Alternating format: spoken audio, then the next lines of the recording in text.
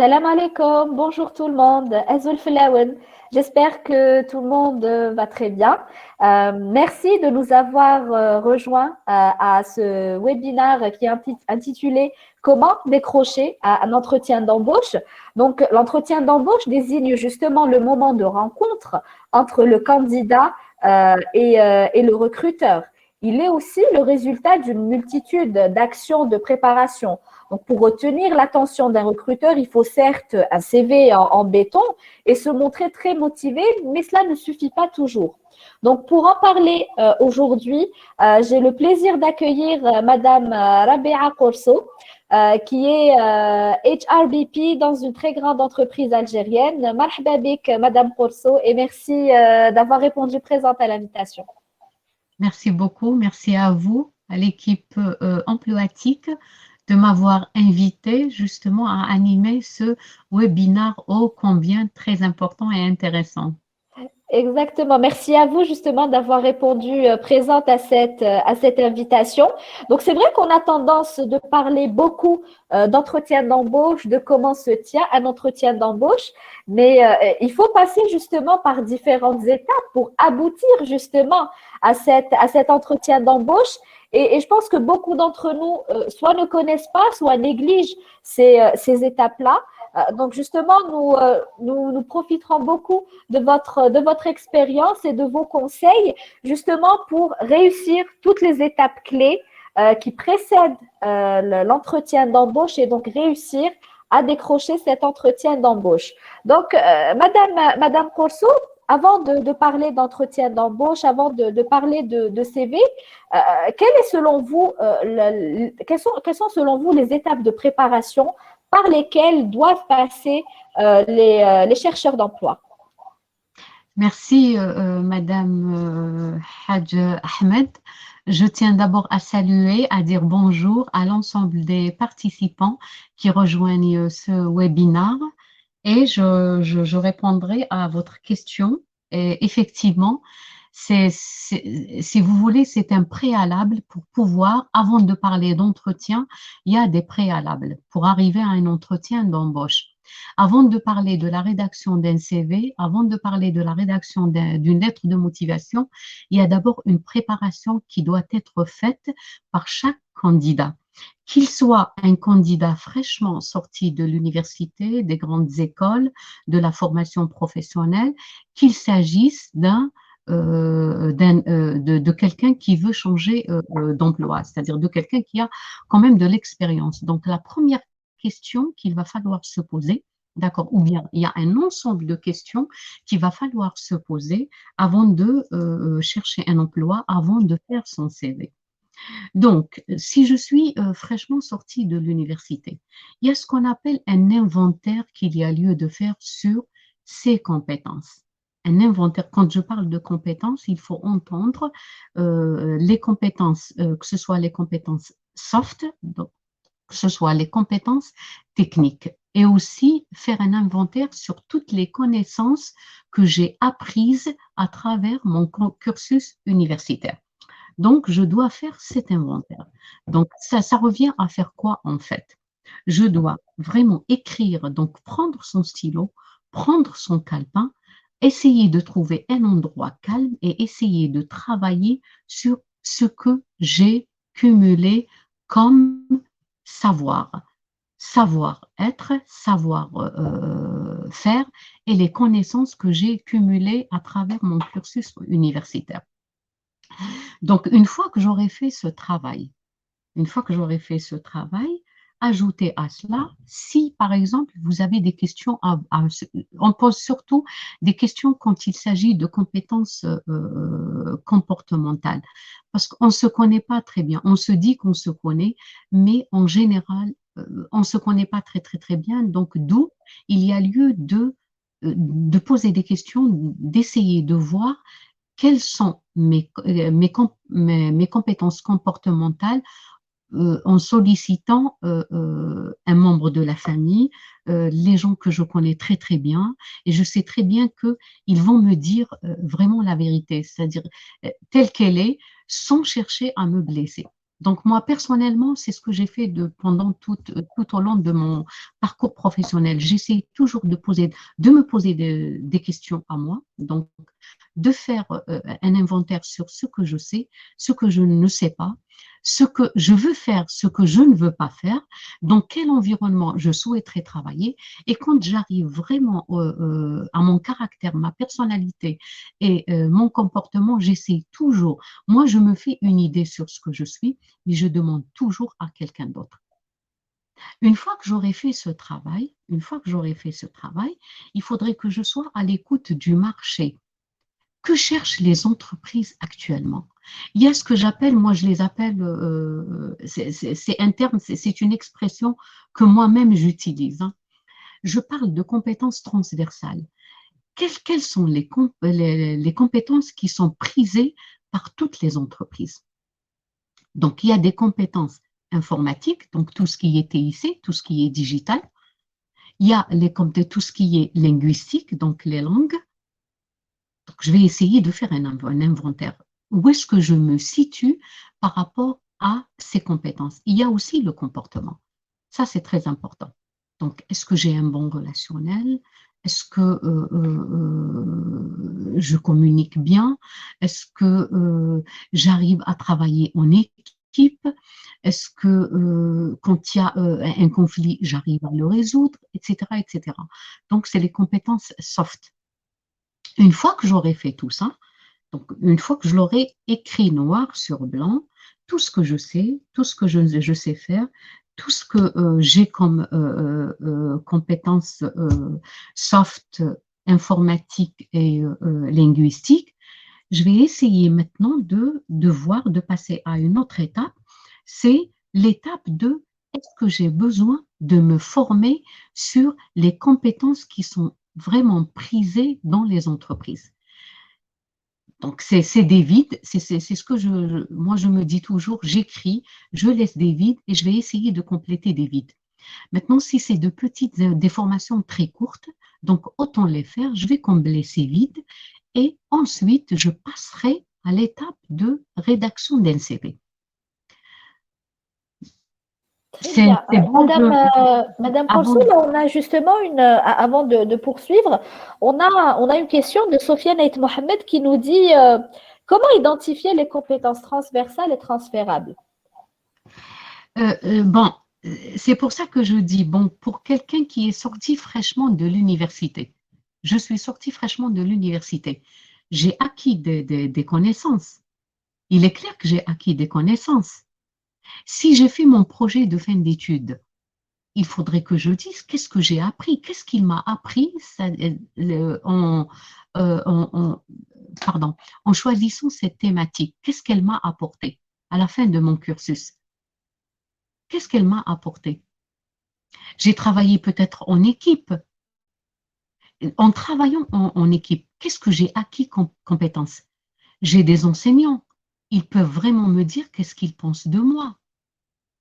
Voyez, donc quand on sort, parce on a tendance à dire, mais quelles sont les compétences transférables? Donc maintenant, je vais parler d'abord des compétences acquises lors de mon cursus universitaire. Il est clair que je n'ai pas d'expérience en entreprise, mais je suis désolée, si j'ai fait un stage pratique en entreprise, je sors avec quelque chose. Je sors avec quelque chose. Je sors avec, la première des choses, c'est je connais le fonctionnement d'une entreprise. Ensuite, qu'est-ce que j'acquiers aussi? Qu'est-ce qu'elle m'a permis? La thématique que j'ai rédigée, qu'est-ce qu'elle m'a permis d'apprendre? Donc, je sors quand même avec quelque chose. C'est vrai que je n'ai pas travaillé en entreprise longtemps, c'est 3 mois peut-être, 6 mois, mais je sors avec quelque chose. Peut-être que je n'ai pas, et j'ai mis en pratique les connaissances que j'ai apprises de l'université. Peut-être que je n'ai pas le temps de les mettre toutes en pratique, mais justement en travaillant en entreprise, d'accord, pendant 1 année, 2 ans, 3 ans, certainement je mettrai en pratique tout ce que j'ai appris.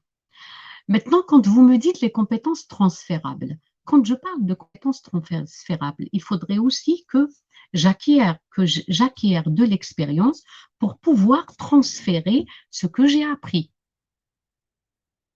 Comment je vais transférer ce que j'ai appris? Comment je vais transférer?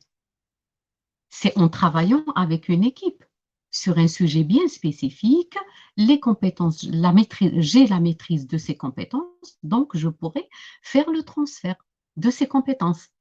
Donc là, vraiment, quand vous me parlez des compétences transférables, donc je dirais qu'il y a des compétences qu'on peut transférer, qu'on a acquises de par notre cursus universitaire. Donc, sur le terrain, je pourrais déjà les mettre en pratique et les transférer à autrui. Il y a d'autres compétences transférables que je pourrais bien évidemment transférer avec l'expérience, avec le temps. C'est bon, est-ce que j'ai répondu? Je n'ai pas répondu. Normalement, on a répondu. Si Sofiane peut justement nous faire un retour et nous dire si on a répondu à sa question. Donc, je vous laisse, comme c'était dans le contexte de ce que vous disiez, Madame Corso, donc j'ai préféré vous poser la question directement. Non, parce que je voulais entamer quelque chose avant de parler CV, mais allez-y. Non, non, non, Il non, y a une non, question je très vous ai bien. juste posé la question de Sofiane parce que c'était justement dans le contexte de ce que vous disiez. Donc, je ne voulais pas laisser passer la question Hekdek. Très bien. Donc, une fois que j'aurai fait cet inventaire de compétences, et je répète, j'insiste sur le fait que posez des questions à ceux qui vous connaissent très, très bien. Posez des questions à vos enseignants. Quand même, vous avez passé une année, voire plus de 2 ans, 3 ans avec ces enseignants, donc ils peuvent quand même vous dire quelque chose concernant aussi bien les savoirs que vous avez acquis et aussi bien, bon, le plus important, c'est le comportement, du point de vue comportement. Maintenant, une fois que j'aurai fait ça, il faudrait que je prépare mon projet, ce qu'on appelle le projet professionnel. Quel est le poste que je souhaiterais occuper? Donc, je vais me poser la question, quel est le poste que je souhaiterais occuper? Dans quelle entreprise je souhaiterais travailler? Pourquoi je veux travailler dans cette entreprise et non pas une autre entreprise? Donc, une fois que j'aurai, si vous voulez, réuni toutes ces informations, donc je vais essayer, par exemple, si j'ai choisi, pardon, d'être un chargé commercial, marketing, etc., etc. Donc, essayez, en plus de l'inventaire des compétences que vous avez déjà réalisées, essayez de consulter les fiches métiers. Elles existent sur Internet. Surtout maintenant avec Internet, moi, je pense que pratiquement, on peut tout trouver. On peut vraiment trouver tout ce qu'on cherche, sauf si on ne veut pas chercher. Hein. Si on ne veut pas chercher, ça c'est autre chose. Donc j'essaierai quand même de consulter ces fiches métiers et je vais essayer de voir ce que je réunis, d'accord, toutes les compétences concernant le poste que je vise. Une fois que j'aurai fait le tour de tout ça, donc je passerai à la rédaction de mon CV. Donc, je vais rédiger mon CV. Alors Justement, maintenant, Madame Corso, vous avez parlé de CV et en fait, le CV est la carte d'identité du candidat auprès du recruteur. C'est le seul élément qu'on a pour nous présenter et pour présenter nos compétences. Donc justement, comment rédiger un CV et faire en sorte qu'il mette en avant toutes les informations nous concernant, donc des compétences techniques aux soft skills, et justement comment faire qu'il attire le recruteur. très bien. Donc, il y a 2 outils incontournables dans toute recherche d'emploi. Donc, il y a le CV et il y a la lettre de motivation. Donc, quand je parle de CV, là, il y a beaucoup quand même de choses à dire concernant le CV. Donc, j'ai ce qu'on appelle un CV type et j'aurai aussi un CV que je vais adapter en fonction du poste que je recherche et en fonction de l'entreprise. Donc, je ne peux pas, par exemple, une entreprise qui cherche des compétences bien spécifiques, je ne pourrais pas rédiger un CV qui contient même les expériences qui n'ont rien à voir avec le poste recherché. Donc, qu'est-ce qu'il y a dans un CV en général? Qu'est-ce qu'on trouve? On trouve bien sûr tout ce qui est information personnelle, donc nom, prénom, mon adresse mail, mon téléphone portable, et bien sûr si j'ai un réseau, si j'ai ma page LinkedIn, je vais mettre le lien. Et ensuite, il y a la partie formation. Donc, dans la partie formation, vous mettez pratiquement toutes les formations que vous avez eu l'occasion de faire, les certifications. Si vous avez bien sûr, dans le cadre de votre formation, vous avez fait un stage, vous le mettez avec un petit résumé. Ensuite, on parle de l'expérience professionnelle. Juste, si vous permettez, je vais parler il y a deux catégories de population. Donc, je Ok. parle de la population qui sort fraîchement de l'université. Donc, ils n'ont pas d'expérience, mais ils auront bien sûr des choses à dire concernant, bien évidemment, s'ils ont fait, bien sûr, s'ils ont eu l'occasion de faire un stage pratique au niveau de l'entreprise, s'ils ont eu l'occasion de faire un passage et faire un rapport. C'est-à-dire, ils peuvent toujours mettre quelque chose. Donc, qu'ils mettent le diplôme, qu'ils mettent un résumé de leur stage, de leur rapport.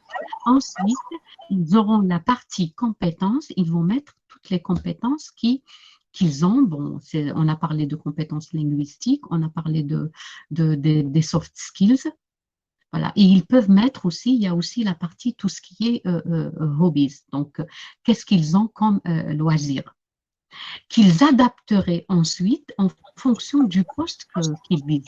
Maintenant, si je reviens à la population ayant une expérience en entreprise, là, ça sera la même chose. Donc, on va parler des formations, des certificats. Ensuite, on va parler de nos expériences. Et ensuite, si on a bien sûr des hobbies, et sans oublier bien évidemment la partie compétences où on mettra nos compétences linguistiques, les compétences informatiques et puis les soft skills.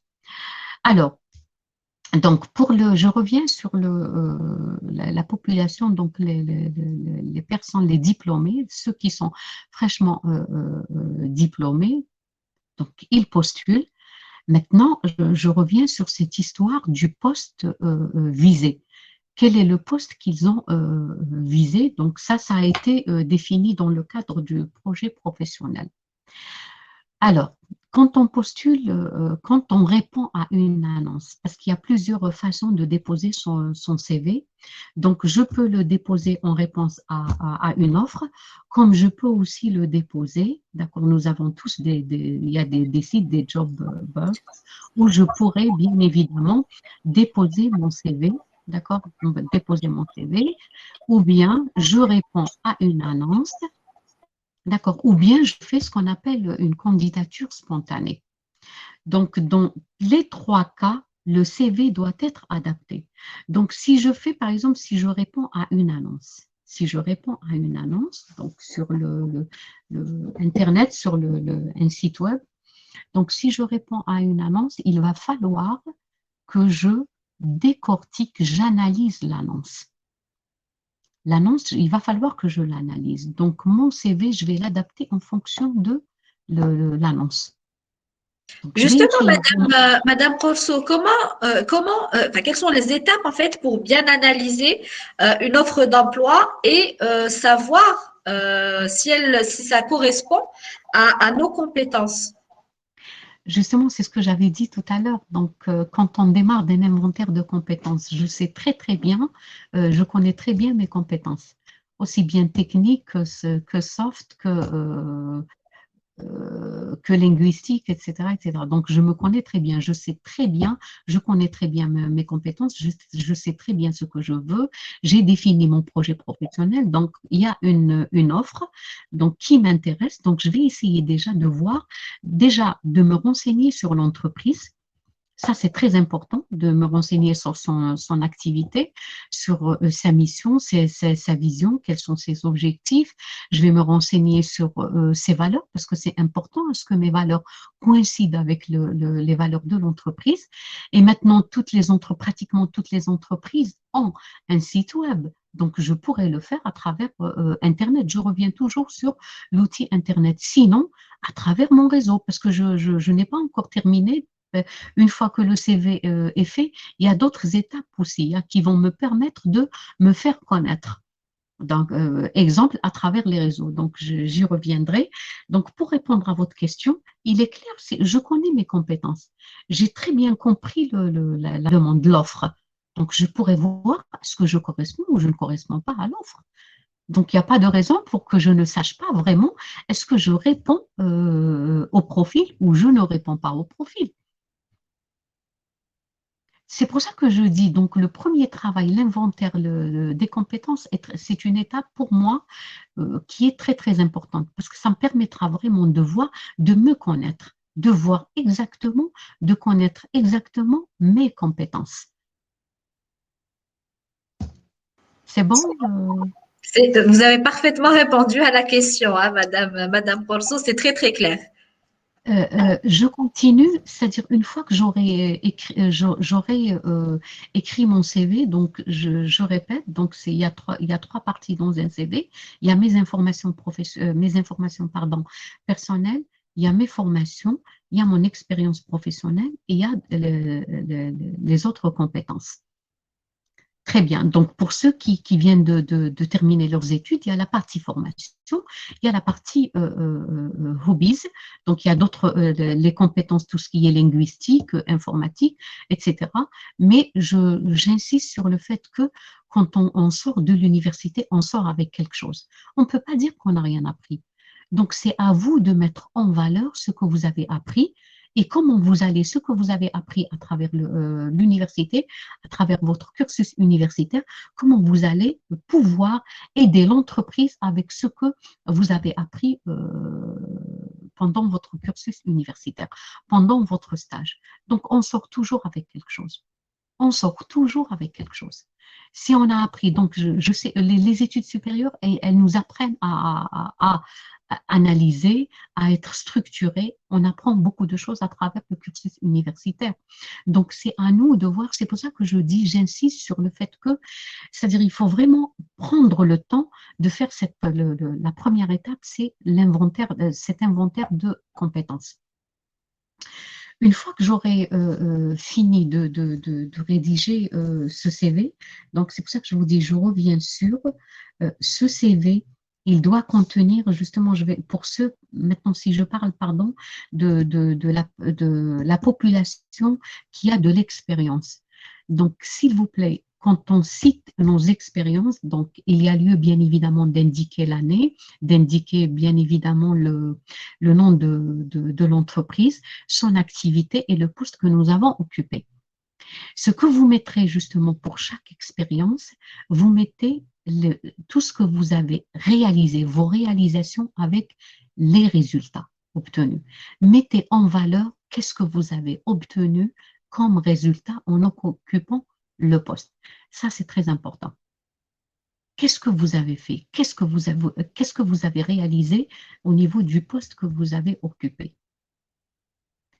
Ensuite, donc, une fois que vous aurez terminé de faire tout ça, donc je reviens par exemple, on vous dit qu'un CV ne peut pas dépasser une page. Pour les gens qui sont vraiment au milieu de leur carrière, ils peuvent aller jusqu'à 2 pages.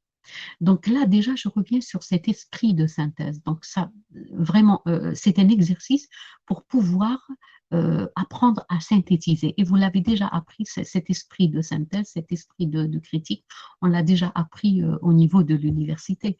Donc, il faut essayer de mettre, surtout de vous axer sur ce que vous avez réalisé, vos réalisations à travers le poste que vous avez occupé. Donc, une fois que vous avez terminé de faire ça, s'il vous plaît, faites relire votre CV. Essayez de solliciter les personnes qui ont plus d'expérience que vous, qui ont de l'expérience, donc dans la rédaction des CV, et demandez avis. Il n'y a pas de mal à le faire. C'est comme ça qu'on apprend et c'est comme ça qu'on avance.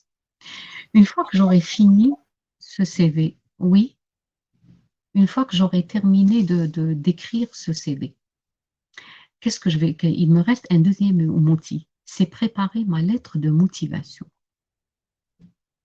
Très bien. Alors, cette lettre de motivation, qu'est-ce qu'elle doit contenir? Vous n'allez pas répéter votre CV dans la lettre de motivation. D'accord. Donc, dans la lettre de motivation, vous allez vraiment expliquer qu'est-ce qui vous motive pour travailler dans cette entreprise. Qu'est-ce qui vous motive? Certainement, dans la mission de l'entreprise, dans la vision vous vous projetez, pardon, dans la vision de l'entreprise. Donc, essayez de faire ressortir ça. Donc, si c'est une entreprise qui s'ouvre vers l'international et vous avez fait quand même l'international, donc vous pouvez créer ce lien.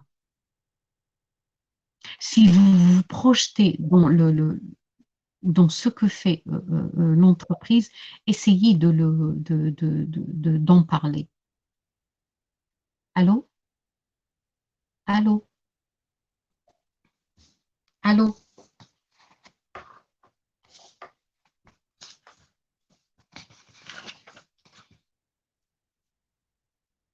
Allô?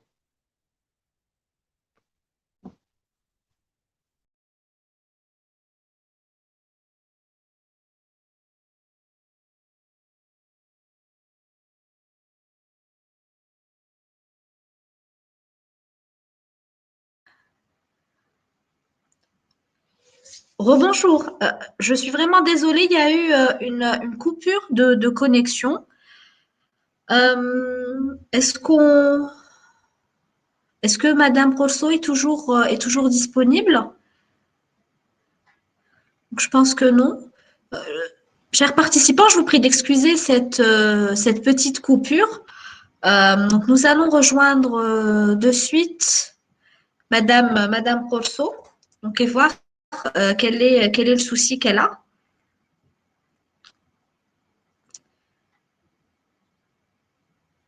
Entre-temps, n'hésitez pas à poster vos questions et vos réactions. Nous y répondrons à la fin de ce webinaire.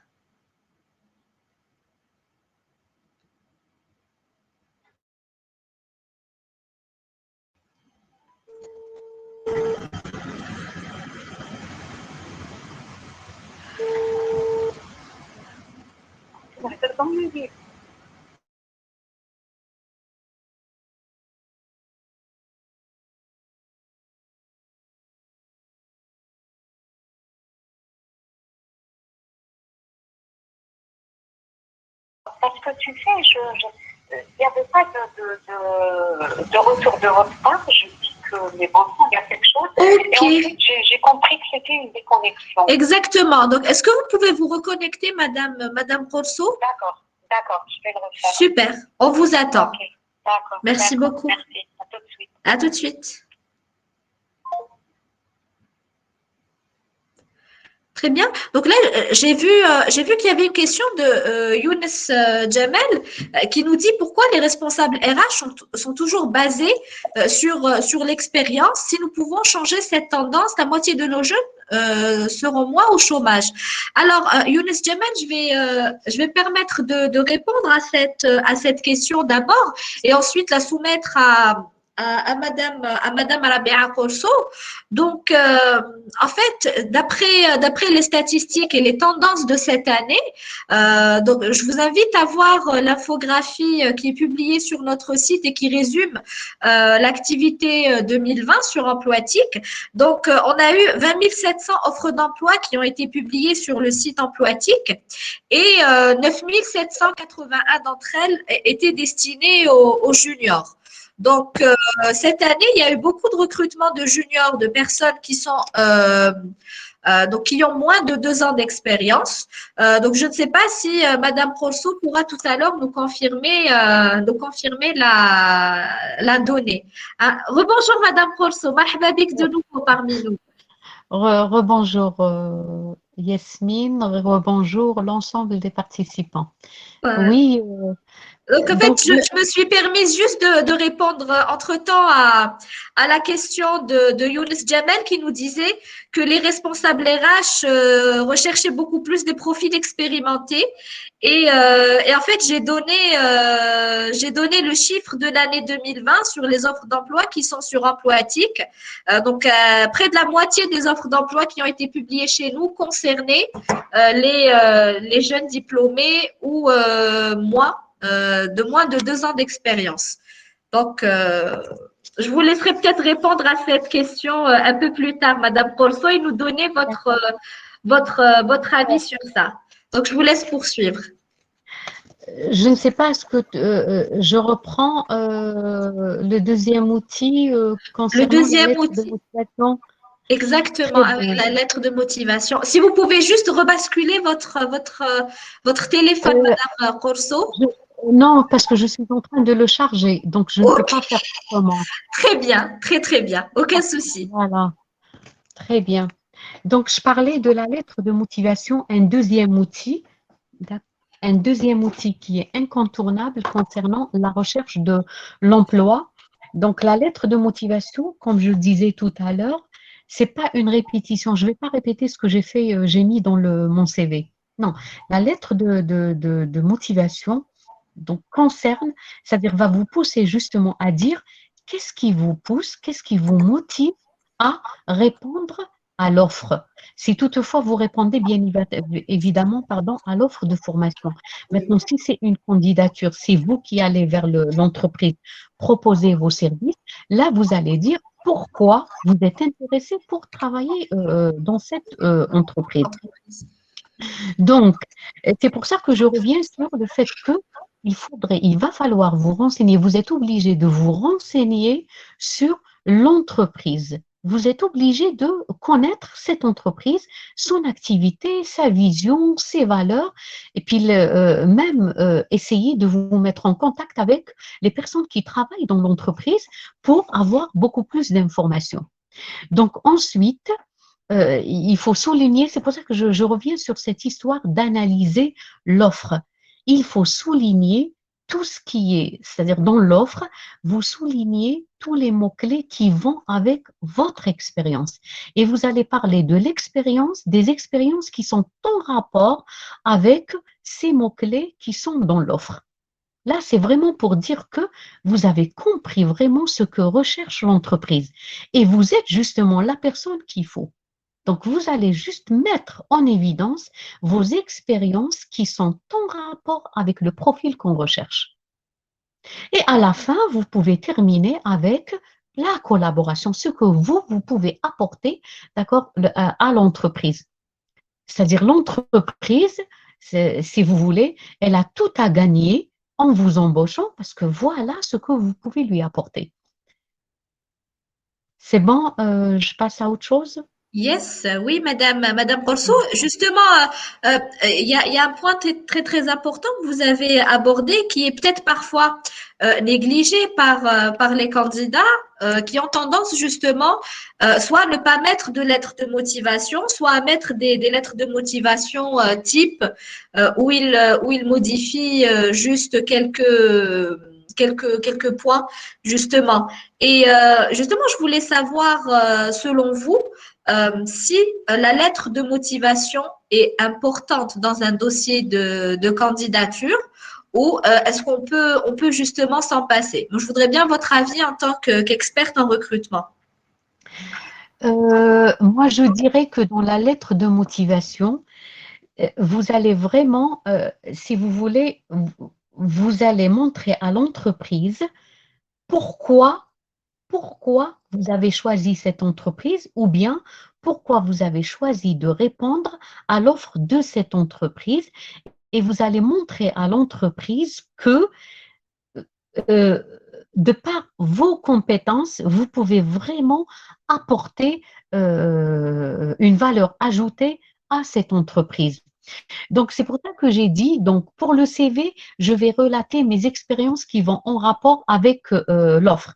Mais par la lettre de motivation, je vais vraiment montrer à l'entreprise ma motivation pour travailler dans cette entreprise. Allô? Je suis là, Ah, Madame, très bien, Madame Corso. très bien. Je suis là. Non, Donc, parce que là, il me dit que votre connexion a un problème. non, non, on vous voit, on vous entend parfaitement, Madame Très Corso. bien. Donc, la lettre de motivation, comme son nom l'indique, pourquoi je suis motivée pour travailler dans cette entreprise? Pourquoi? Pourquoi je suis motivée? Et c'est là que je dirais que de part que fait l'entreprise, et là je reviens sur ce travail au préalable qu'il y a lieu de faire concernant l'entreprise. Il faudrait vraiment que je fasse une analyse sur cette entreprise. Et moi, je vais me projeter dans cette entreprise. C'est pour ça que je dirais maintenant, est-ce que je vais la mettre comme fichier à part?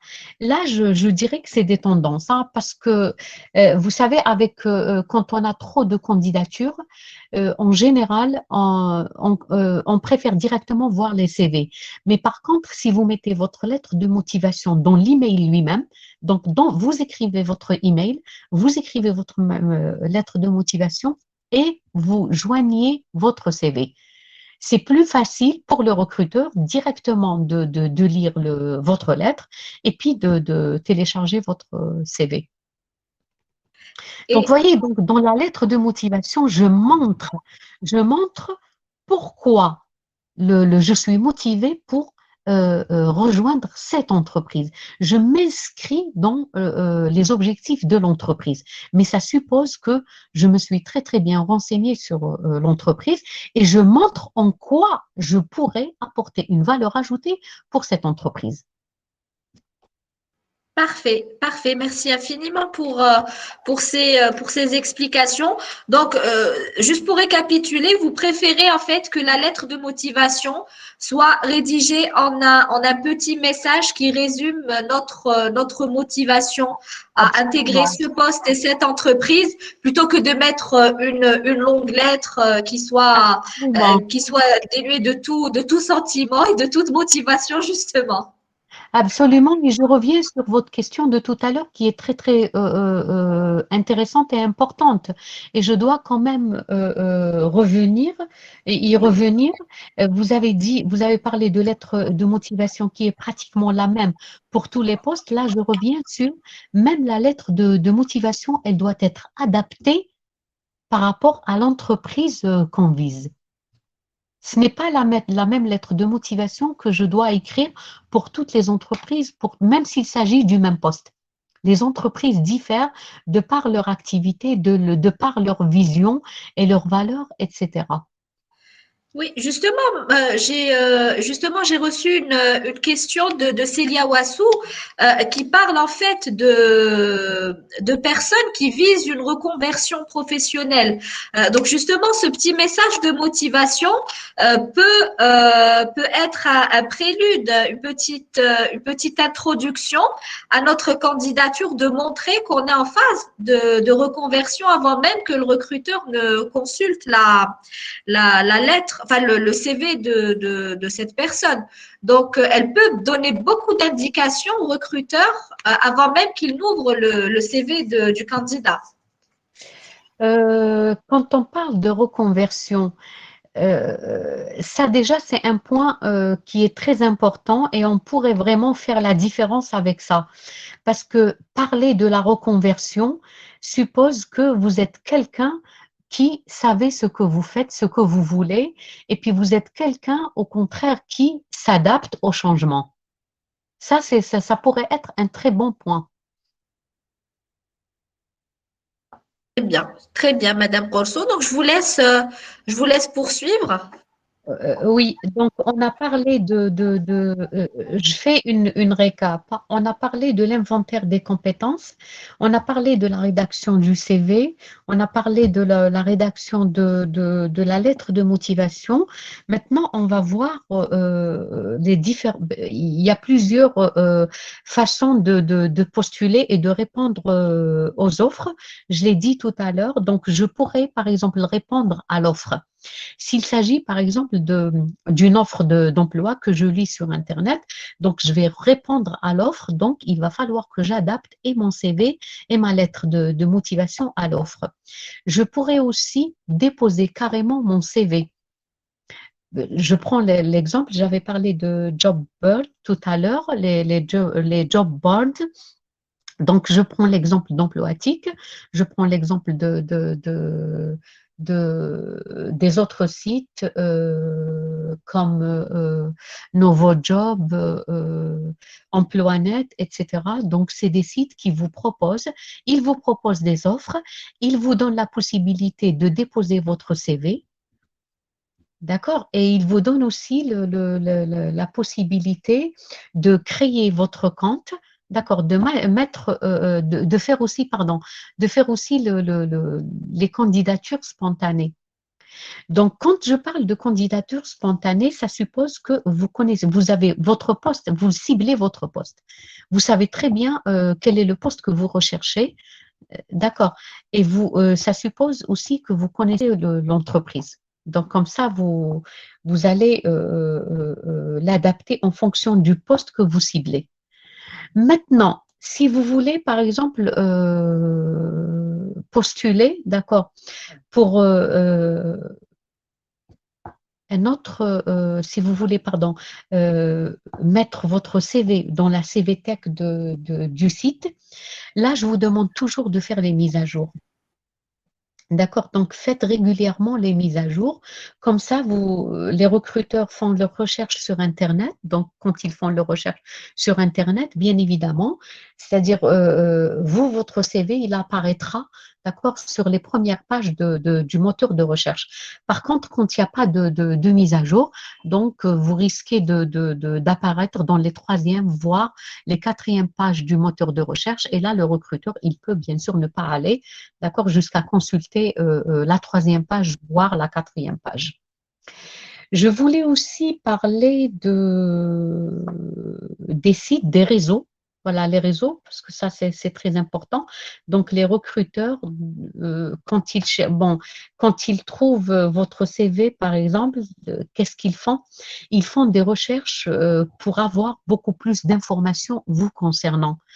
Donc, s'ils ne vous trouvent pas, par exemple, dans les réseaux, donc ils vont se poser la question, est-ce que vous êtes quelqu'un de digital? Est-ce que vous êtes quelqu'un, peut-être que vous êtes quelqu'un qui est hermétique à la nouvelle technologie. Or, je reviens sur sur les compétences qui sont prisées de par les entreprises. Donc, c'est important au jour d'aujourd'hui.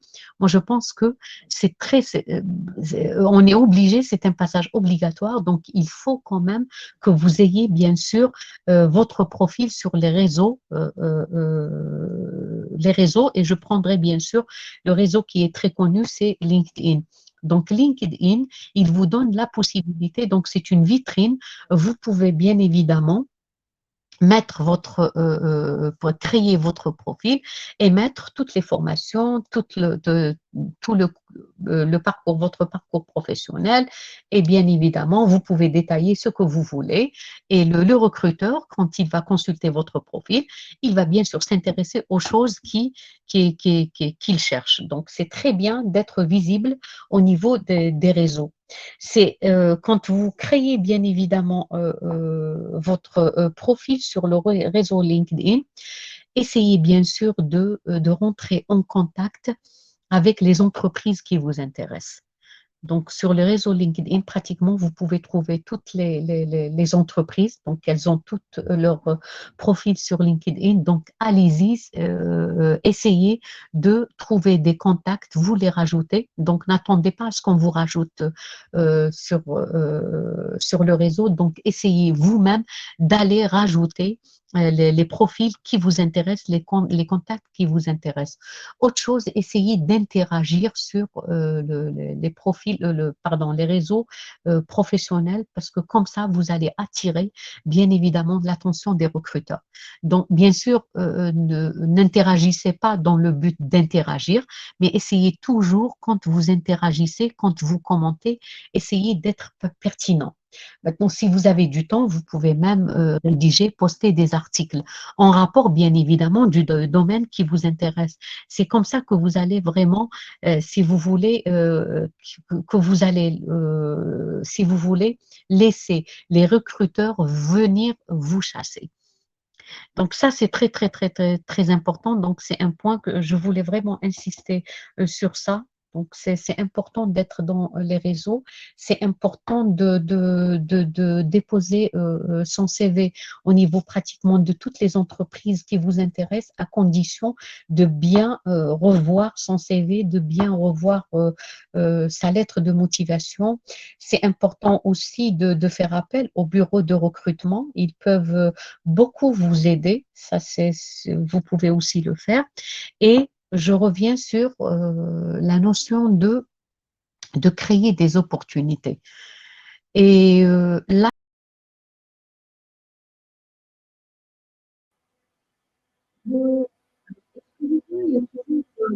Madame Kofi qui a eu un souci avec sa connexion. Si vous permettez juste que je la recontacte. Et, entre-temps, le temps qu'elle revienne, que je puisse répondre à une question qui concerne l'emploi de Lina Snyder, qui me dit je poursuis. mal, je vous entends très mal. Ah, revoilà Madame Corso. Je vous entends très mal. Ah, là, est-ce que vous arrivez à m'entendre? Comme ça, c'est bon. C'est bon. Parfait, parfait, parfait.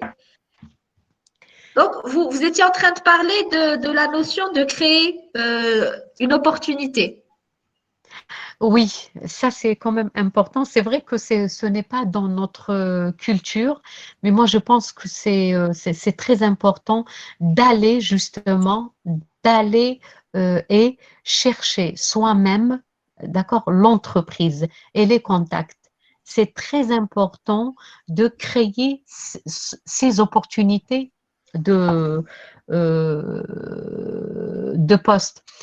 Alors, qu'est-ce que j'appelle par créer ces opportunités? C'est essayer vraiment d'essayer de participer au salon, au forum, essayer de faire du bénévolat parce que vous ne savez pas où est-ce que vous pouvez rencontrer les gens, d'accord, qui peuvent être très, très intéressants et qui peuvent vous aider à trouver votre emploi. Ne dites jamais que quand je vais à telle conférence, qu'est-ce qu'elle peut m'apporter? Bien au contraire. Bien au contraire. Vous pouvez rencontrer des gens qui peuvent vous aider justement à trouver votre emploi. Ça, c'est très important. Donc, les forums, les salons de l'emploi, les conférences, les bénévolats, tout ça, ce sont des opportunités. Donc, c'est à vous de les créer. Hein. N'attendez pas à ce que, n'attendez pas bien sûr à postuler, n'attendez pas à ce que quelqu'un vienne vous chercher. Non, c'est à vous si vous voulez, c'est à vous de chercher les recruteurs. Donc, ça, c'est important. Donc, je voulais vraiment insister sur ce point. Mais sinon, donc, si on récapitule, bon, on a vu l'inventaire des compétences, on a vu la rédaction du CV, la lettre de motivation, on a vu les candidatures spontanées, la réponse à l'offre, sinon carrément déposer son CV au niveau des sites d'emploi. Et puis, voilà, créer bien évidemment son profil dans les réseaux professionnels, ça c'est important, même Facebook. Hein. Maintenant, au niveau de Facebook, vous avez des pages, les sites d'emploi, donc vous pouvez aussi le faire, mais sinon, le LinkedIn reste vraiment un réseau professionnel qui est vraiment très, très sollicité, utilisé par les entreprises et les recruteurs. Voilà, donc je ne sais pas si j'ai oublié quelque chose, si vous voulez que je détaille un point bien spécifique. Justement, pour la partie réseau professionnel, comme LinkedIn, justement, donc il y a beaucoup de chercheurs d'emploi qui se dirigent justement directement vers les recruteurs avec un CV. Et je pense que spammer comme ça les messageries des recruteurs en envoyant juste un CV sans aucune indication, je pense que ça ne va pas vraiment aider les chercheurs d'emploi.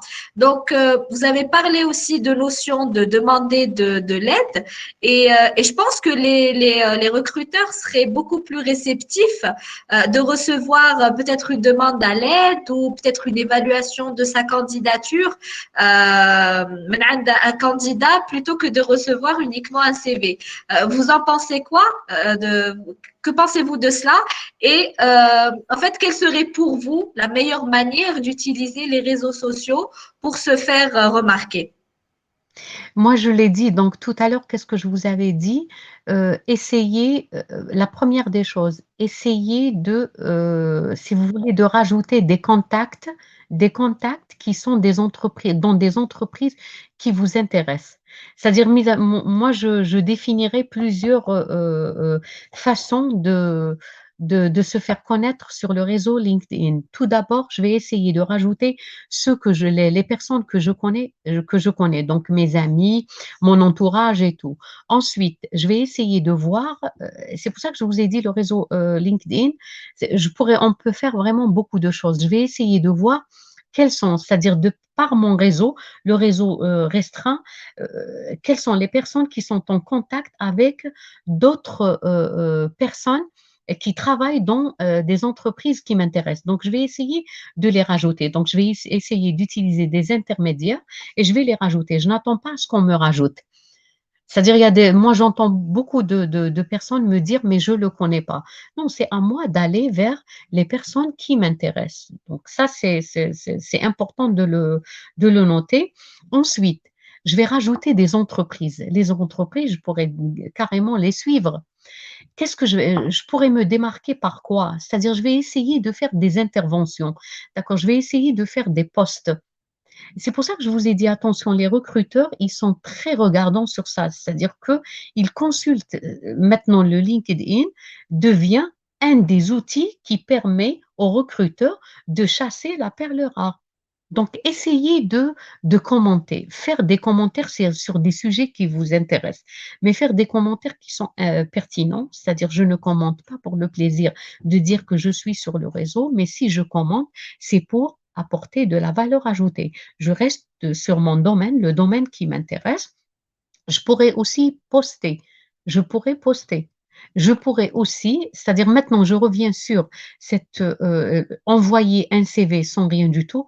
Moi je pense que c'est-à-dire même le recruteur, avant de parler de CV, moi je pense que je pourrais le solliciter pour un conseil, d'accord, pour quelque chose qui est en rapport avec ce que je veux, ce que je cherche. Donc, je pourrais lui dire, donc voilà, je suis dans tel domaine. J'aimerais bien que vous m'aidiez.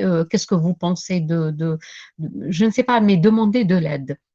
Pour ensuite, c'est-à-dire passer à l'étape du CV. Mais envoyer directement un CV, bon, moi, je pense que ce n'est pas faisable. Si je veux rester professionnel, moi, un CV sans une introduction, ça peut ne pas passer. Hein. Ça peut ne pas passer. Ça reste toujours un avis. Très bien, très bien. Ben, écoutez, Madame Colso, je vous remercie infiniment pour tous les précieux conseils que vous avez prodigués aux chercheurs d'emploi. Maintenant, si vous permettez qu'on prenne quelques questions des participants, Bien, si vous avez encore un peu de temps à nous accorder, Madame Colso. bien sûr, bien sûr. Très bien, très bien.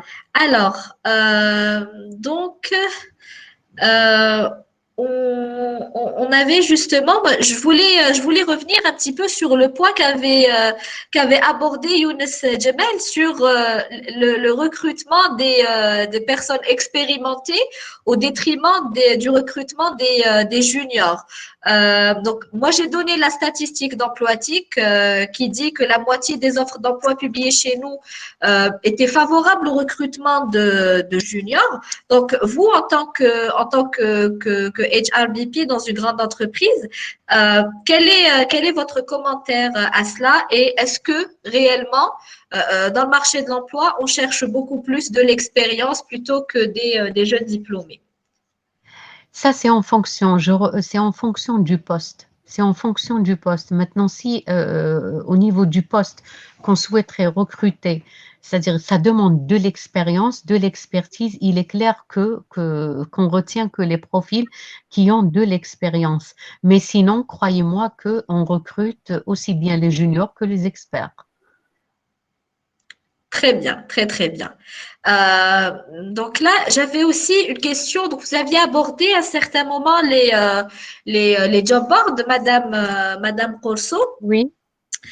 Donc, il y a Walid Ben Amir qui nous dit que pensez-vous des entreprises qui utilisent l'intelligence artificielle pour sélectionner les CV de manière automatisée? Donc, en l'occurrence, les job boards.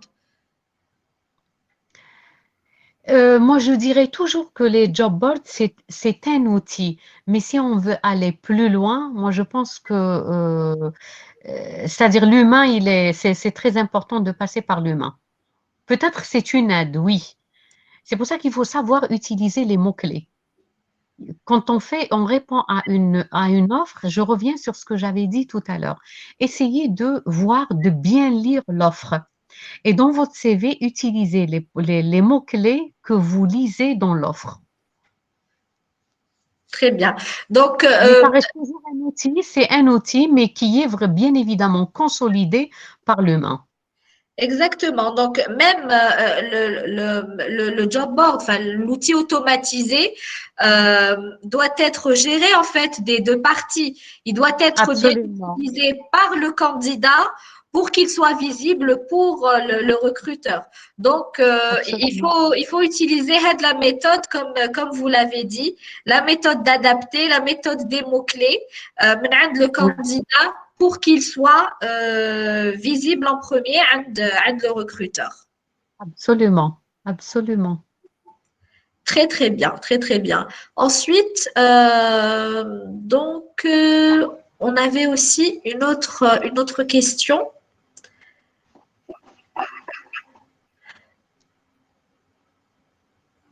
Alors, un petit moment.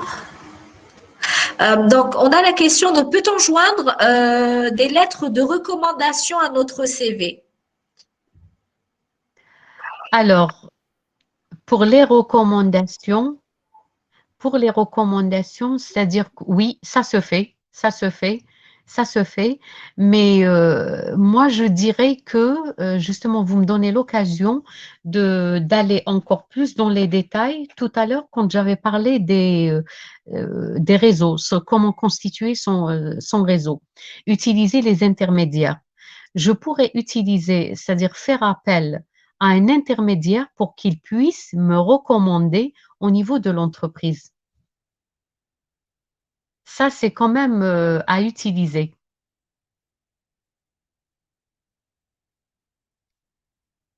Donc, on peut utiliser des recommandations écrites, mais ce qui se fait maintenant et qui est dans l'air du temps, c'est justement de demander une recommandation via les réseaux professionnels comme Voilà. LinkedIn.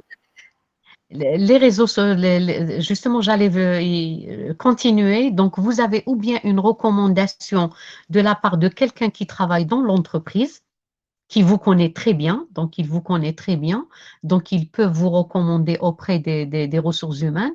Sinon, je reviens sur le réseau LinkedIn. Donc, vous avez des options de recommandation. Donc, les gens qui vous connaissent, vous pouvez les saisir, vous pouvez leur parler et ils peuvent vous recommander à travers le réseau. Très bien, très très bien, très très bien. On avait aussi une dernière question, je pense. Alors, un petit moment.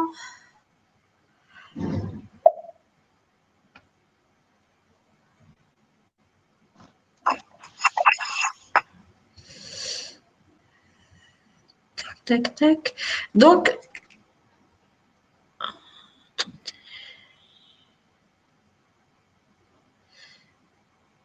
excusez-moi, Madame Corso, j'ai juste un peu de mal à retrouver la question. Je vous en prie. Alors, Walid Ben Elmir nous dit aussi, est-ce qu'il est souhaitable de mentionner brièvement les projets professionnels réalisés dans notre CV? Donc, peut-être donner des exemples des projets professionnels qu'on a réalisés durant notre carrière. Est-ce qu'on peut les mentionner sur son CV? Est-ce que c'est une valeur ajoutée? Justement, c'est ce que je disais tout à l'heure. Donc, si, par exemple, maintenant, si je réponds à une annonce, bon, si vous êtes dans le réseau LinkedIn, vous mettez tout, mais il faut toujours avoir cet esprit de synthèse, hein. Maintenant, si je réponds à une annonce bien spécifique, si ce projet professionnel, il a de la valeur ajoutée par rapport à l'annonce, je vais le rajouter. Je vais le rajouter. Maintenant, s'il n'a pas de valeur ajoutée, pourquoi vous voulez le mettre? Donc, c'est Donc, pour ça que j'avais dit, quand on répond à une annonce, vous essayez de mettre tout ce qui ramène de la valeur ajoutée à l'offre. exact. D'accord?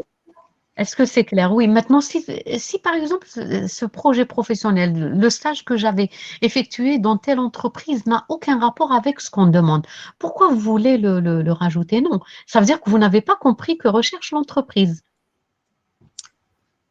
Donc, Il faudrait qu'on sente que le candidat, il a vraiment compris le besoin, il a répondu au besoin.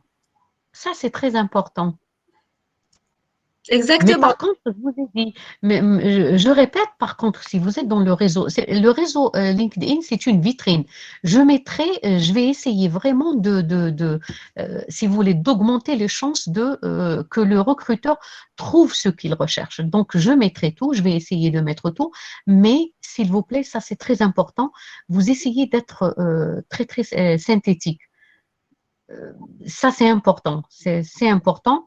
Vous mettez tout ce que vous avez fait dans votre parcours professionnel, vous le mettez. Ensuite, le recruteur, quand il vient consulter votre profil, il va consulter, il va essayer de voir tout ce qu'il recherche.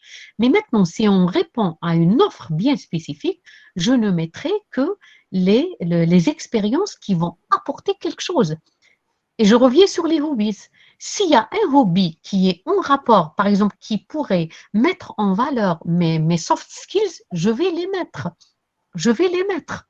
Parce que je sais que ça sera un point de plus pour le profil. Et là, je montre au recruteur que j'ai très bien compris le besoin de l'entreprise. Je sais ce qu'elle veut. Et je sais que moi, je réponds, c'est-à-dire de par mon expérience, je réponds à ce qu'elle veut, à ce qu'elle recherche. Très bien, très très bien. Donc, il ne sert à rien en fait d'encombrer son CV Absolument. d'informations qui ne pourraient pas être en notre faveur et qui ne pourraient pas jouer justement pour notre candidature sur Absolument. son CV. Donc là, on laisse toutes ces informations supplémentaires pour notre profil LinkedIn. Absolument. Très très bien, très très bien. Parfait. Bah, écoutez, Madame Polso, je vous remercie infiniment encore une fois de vos conseils qui permettront, j'espère, à nos candidats de bien préparer leur recherche d'emploi. Donc là, avec les conseils de Madame Polso, vous avez tous les outils pour mettre toutes les chances de votre côté pour décrocher un entretien d'embauche.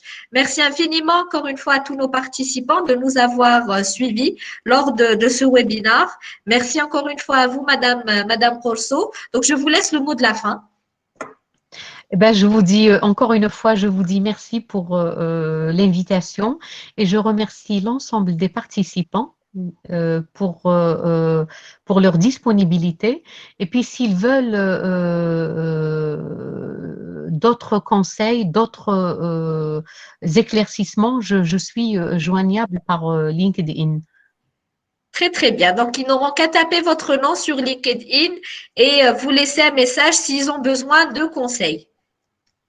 Absolument. Très, très bien, très, très bien. Merci encore une fois à vous. J'espère vous revoir très bientôt, Madame Rolso, pour un autre webinaire. Et sur ce, je vous dis merci à toutes et à tous de nous avoir suivis aujourd'hui. Je vous dis à très, très bientôt pour un autre webinaire. Salam.